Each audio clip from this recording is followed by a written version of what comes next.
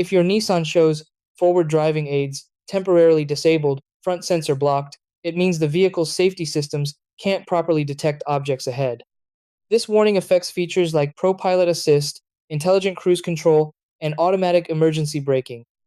In most cases, the issue is temporary and caused by dirt, weather, or minor sensor interference rather than a major failure. Important steps: 1. Park safely and inspect the front grille area, especially behind the Nissan emblem where the radar sensor is located. 2. Gently clean the emblem and surrounding grille with a soft, damp cloth to remove dirt, snow, or road debris. 3. Clean the windshield area in front of the forward-facing camera near the rearview mirror. 4. Turn the vehicle off completely, wait 2 to 3 minutes, then restart it. 5.